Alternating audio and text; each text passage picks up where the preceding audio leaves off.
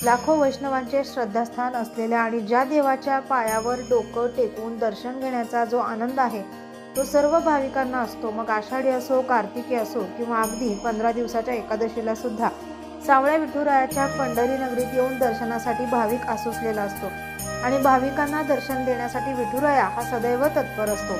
मात्र या विठुरायाच्या दर्शनासाठी येथील श्री विठ्ठल रुक्मिणी मंदिर समितीने वयस्कर तसेच अपंग असलेले म्हणजेच की ज्यांना पायाने चालता येत नाही, परंतु अशा परिस्थितीतही विठुरायाचं दर्शन घेण्यासाठी आसुसलेल्या भाविकांसाठी मंदिर समितीने विशेष सोय केली आहे। या सोयीचा लाभ अनेक भाविक घेतात। अक्षरशः जीवन कृतार्थ झालं अशी भावना या भाविकांची तर असली, त्याचबरोबर त्यांच्या सोबत येणारे त्यांचे नातेवाईक यांना देखील अनेकदा शब्द फुटत नाहीत। सावळ्या विठुरायाचं दर्शन झाल्यावर तृप्त झालेल्या भाविकांच्या या प्रतिक्रिया।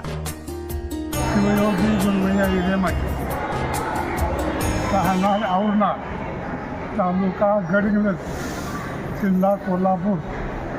मी वयोवृद्ध असल्याने ज्येष्ठ नागरिक 90 वर्षाचा पंढरपूर समितीने मला ताबडतोब दर्शनाला सोडले। त्यांचं आभार आहे, महाराष्ट्र सरकारचा आभार आहे। रामकृष्ण हरी। श्री विठ्ठल रुक्मिणी मंदिर समितीकडून अनेक काही चांगले सुद्धा उपक्रम राबवले जातात। यामध्येच जे काही ज्येष्ठ म्हणजे ज्यांना पायाने व्यवस्थित चालता येत नाही किंवा मोठ्या शस्त्रक्रिया झालेल्या आहेत अशा दर्शनाला आलेल्या भाविकांना वेगळ्या रांगेतून दर्शनाला सोडण्याची या ठिकाणी व्यवस्था उपलब्ध आहे।